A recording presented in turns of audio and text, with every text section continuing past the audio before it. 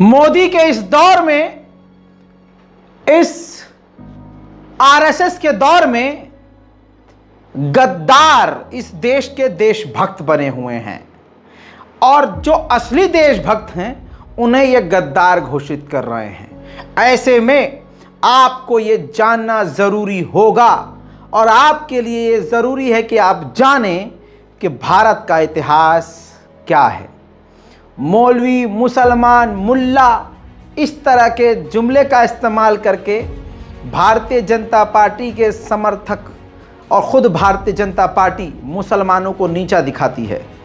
लेकिन क्या आपको पता है कि यही मुसलमान और मौलवी अगर भारत में न होते तो आज भारत अंग्रेज़ों की गुलामी में ही जी रहा होता।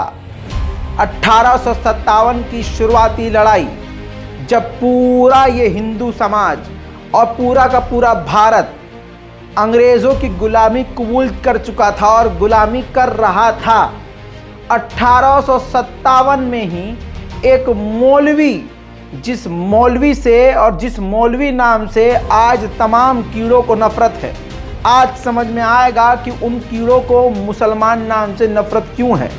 क्योंकि उनके बाप दादा शेर नहीं थे, उनके बाप दादाओं ने अंग्रेज़ों की गुलामी की और अंग्रेज़ों के तलवे चाटे, और हमारे बाप दादाओं ने और मुसलमान शेरों ने इस भारत की आज़ादी में सबसे बड़ा योगदान दिया। मैं आज उसी एक शेर की बात कर रहा हूँ। वो शेर मौलवी कोई और नहीं, मौलवी अहमदुल्ला शाह फैज़ाबादी। इनका जलवा ऐसा था, 1857 में ये एक ऐसे मौलवी, एक ऐसे शख्सियत थे कि जब ये कहीं चलते थे, कहीं के लिए निकलते थे, तो इनके आगे डंका बजता था, नगाड़ा बजाया जाता था। इनका जलवा इतना था कि इनको डंका शाह कहा जाता था और अंग्रेज़, जी हाँ, इनको फौलादी शेर कहा करते थे। अंग्रेज़ की किताब the Indian mutiny of 1857 colonel GB Malleson नाम के राइटर ने जो लिखा है, ये किताब अमेज़ॉन पर मौजूद है। जाकर खरीद कर अंधभक्त अपने मुंह पर पीट सकते हैं इस किताब को पढ़कर, जिसमें अंग्रेज़ ने कहा है कि भारत में 1857 की लड़ाई में एक शेर जो था, उस शेर का नाम मौलवी अहमदुल्ला शाह फैज़ाबादी था। वो एक लड़ाकू और एक ख़तरनाक दिमाग वाला था, जिसने हम अंग्रेज़ों को अकेले ही परेशान करके रख दिया था। मौलवी अहमदुल्ला शाह 1857 के वाहिद वो शख्सियत थे बकौल अंग्रेज़ों के, अंग्रेज़ कह रहे हैं, जिसे सबसे ज़्यादा तकलीफ़ अंग्रेज़ों से थी और अंग्रेज़ों को नाको तले इस शख्स ने अकेले चने चबवा दिए थे। इनके अंदर एक ख़ासियत ये थी कि ये तमाम हिंदू मुसलमान को एक साथ लेकर चलते थे। मौलवी होने के बाद अंग्रेज़ों का तमाम हिंदू मुसलमान लड़ाई करवाने का पैतरा इन्होंने फेल किया। अवध के सांस्कृतिक इतिहास और जानकार कृष्ण प्रताप सिंह के मुताबिक अंग्रेज़ अगर उन दिनों किसी भी तरह से अवध की हिंदू मुस्लिम एकता नहीं तोड़ पाए तो इसका सर्वाधिक श्रेय, सबसे ज़्यादा श्रेय मौलवी को ही है। उन्होंने रायबरेली में मौजूद शंकरपुर के राणा वेणी माधो सिंह के साथ मिलकर एकता की बेल को भरपूर सींचा। मौलवी अहमदुल्ला शाह ने हिंदू व्यक्ति वेणी माधो सिंह के साथ मिलकर हिंदू मुस्लिम एकता के पौधे में लगातार पानी दिया। उन दिनों बगावत के न्योते के तौर पर रोटी व कमल का फेरा लगवाने वाली सूझ भी मौलवी की ही थी।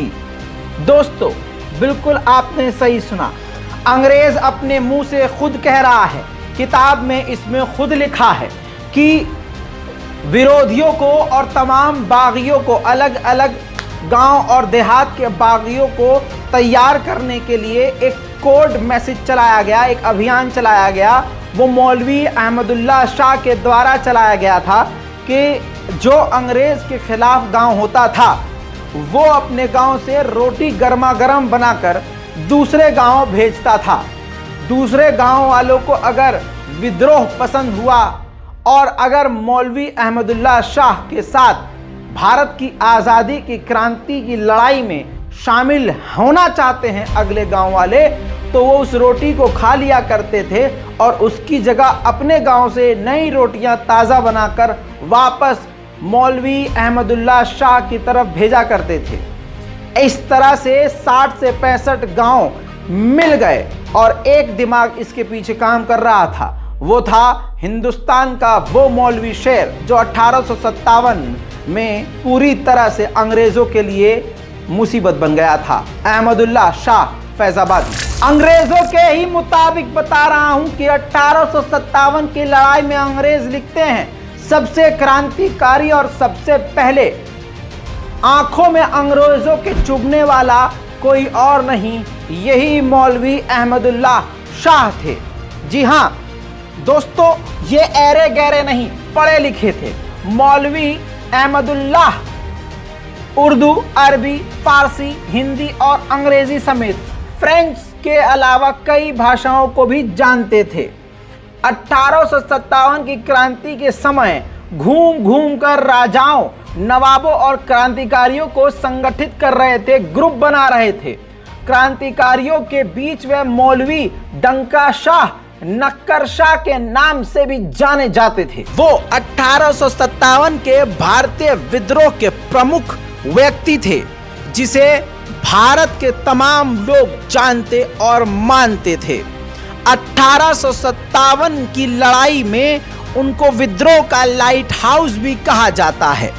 अहमदुल्ला शाह की साहस, उनकी हिम्मत, बहादुरी, व्यक्तिगत और संगठनात्मक क्षमताओं का उल्लेख करते हुए ब्रिटिश अधिकारी थॉमस सीटन ने कहा कि महान शक्तिशाली आदमियों में से एक यही व्यक्ति सबसे ज्यादा कठोर, दृढ़ संकल्प, जो सोचा वो करने वाला और मजबूत इरादे वाला फौलादी शेर, यही था मौलवी अहमदुल्ला शाह। मौलवी अहमदुल्ला शाह का जन्म 1787 में हुआ।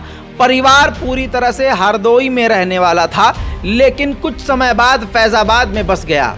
उनके पिता गुलाम हुसैन खान हैदर अली की सेना में एक सीनियर कमांडर थे।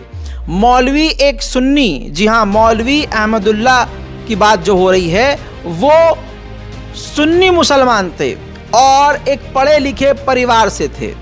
अंग्रेजी अच्छी तरह से जानते थे। उन्होंने इंग्लैंड, सोवियत संघ, ईरान, इराक, मक्का, मदीना की यात्रा करके हज भी किया हुआ था। हिंदू मुस्लिम एकता का झंडा लेकर हमेशा आगे चलने वाले ये मौलवी अहमदुल्ला शाह थे। विद्रोह में 1857 के विद्रोह में नाना साहेब और खान बहादुर खान जैसे रॉयल्टी के साथ मिलकर ये लड़े। मौलवी का मानना था कि जो विद्रोह होगा उस विद्रोह को कामयाब करने के लिए आम लोगों का होना साथ जरूरी है। दोस्तों, उन्होंने दिल्ली, मेरठ, पटना, कलकत्ता और कई अलग अलग जगहों का दौरा किया, आज़ादी के बीज बोए। मौलवी और फजले हक खैराबादी ने भी अंग्रेज़ों के खिलाफ जिहाद तक घोषित कर दिया। उन्होंने इस्लामिक 1857 के विरोध में एक पहली किताब भी लिखी जिसका नाम फतेह इस्लाम का नाम था। उस किताब में भारत की आज़ादी की बातें भर भर कर इन्होंने लिखी थी। जी.बी. मॉल्सन अंग्रेज के मुताबिक इसने खुद लिखा है कि ये संदेह से परे है कि 1857 की विद्रोह षड्यंत्र के पीछे मौलवी और उनके ही दिमाग का पूरा खेल था।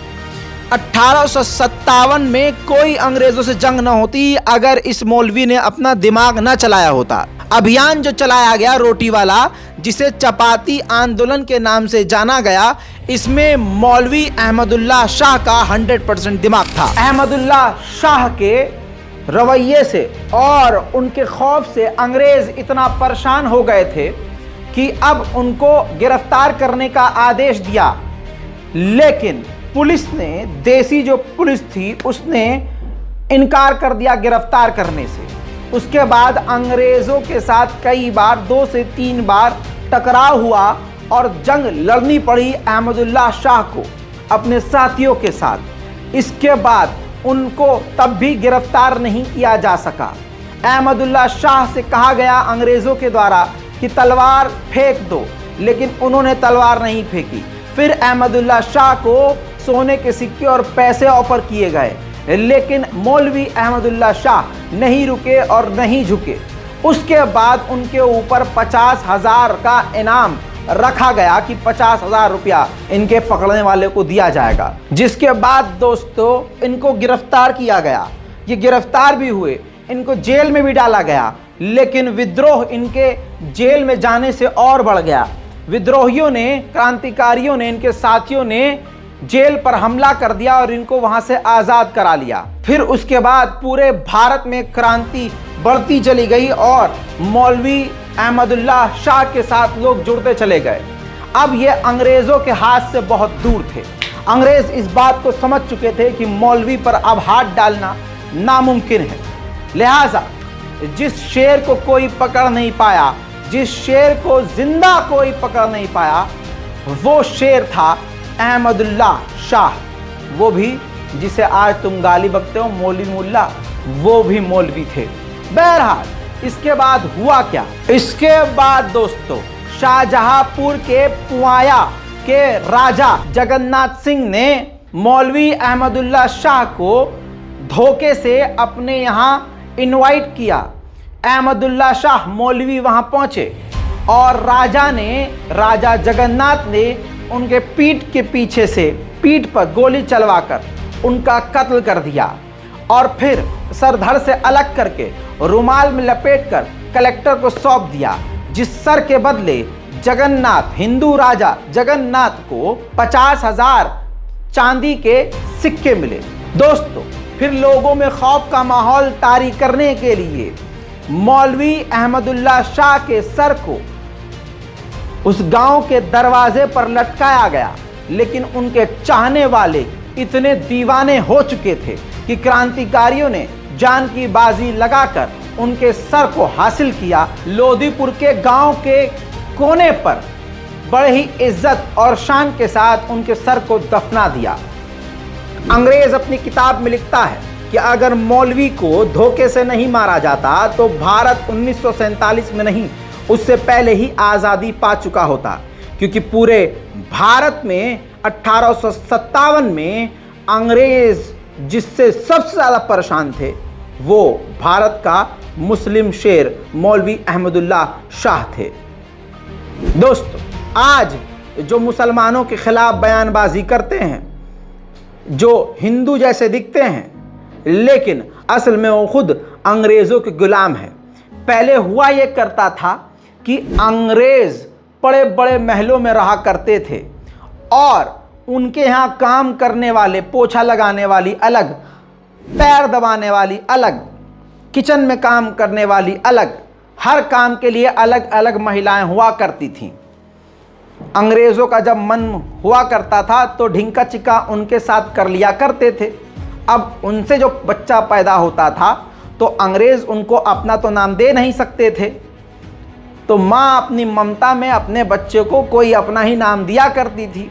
फिर वहाँ से जो नस्ल निकली तो वो ये नस्ल बनी जिनके बच्चे आज कोने कोतड़े पर और चौराहों पर और रैलियों में मुसलमानों के खिलाफ विवादित बयान देते हैं और अपने असली बाप का नाम छुपाने की कोशिश करते हैं, क्योंकि क्रांतिकारियों में उनका नाम ही नहीं था।